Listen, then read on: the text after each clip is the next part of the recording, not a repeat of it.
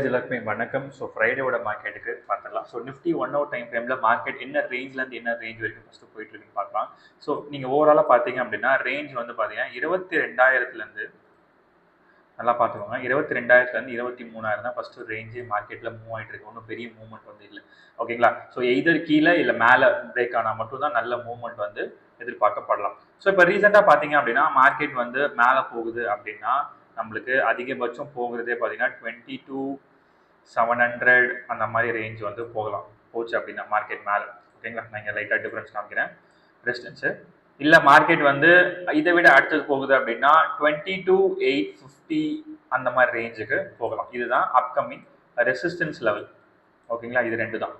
இல்லை மார்க்கெட் வந்து கீழே இறங்குது அப்படின்னா ஃபர்ஸ்ட் லெவல் வந்து உங்களுக்கு எப்பயுமே வந்து 22,270 இதுதான் ரேஞ்சு. ஏன்னா இந்த இடத்துல வந்து நம்மளுக்கு டியூஸ்டேவோட லோ வந்து நம்மளுக்கு கிடைச்சிருக்கு. ஸோ அந்த லோவை நம்ம எடுத்துக்கலாம். அப்படி அது கீழே போகுச்சு அப்படின்னா கண்டிப்பாக அப்சல்யூட்லி 100 அடுத்த லெவல் வந்து போகலாம். ஓகேங்களா?